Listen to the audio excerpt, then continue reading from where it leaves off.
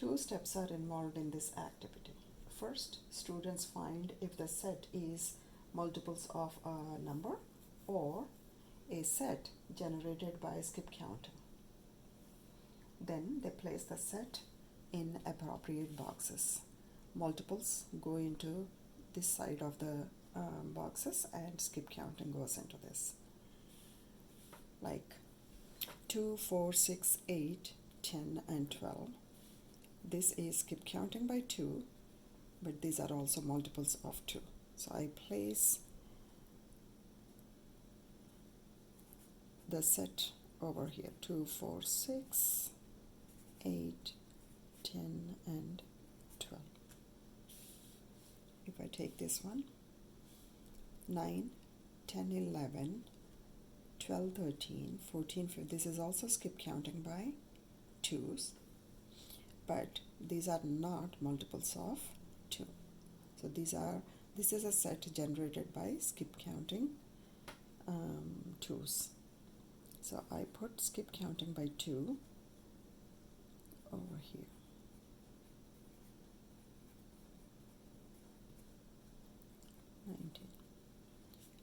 Multiples and skip counting. Students understand the difference between multiples and skip counting through this activity.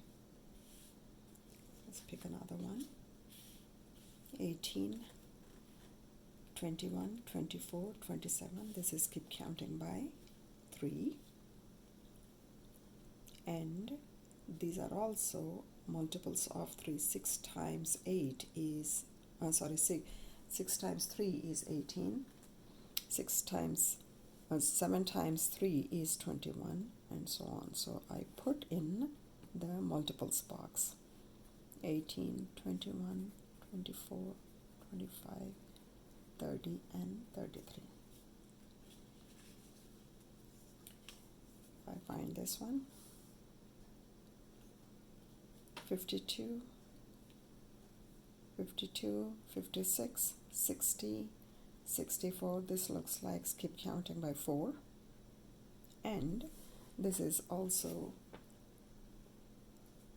multiple. These are also multiples of 4. If I don't know if these are multiples of 4 or not, I can use my reference sheet and go and look at 4's and see if 52, yes, 52 is a multiple, 56 is a multiple, 60, 64, 68. So these are multiples.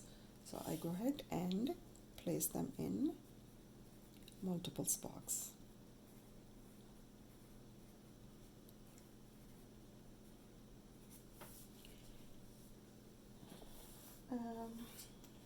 Here's another set. 11, 16, 21. So this looks like it is skip counting by 5. But we know that these are not multiples of 5 because multiples of 5 are 5, 10, 15, 20, 25, 30 and so on. So I'll place this set here.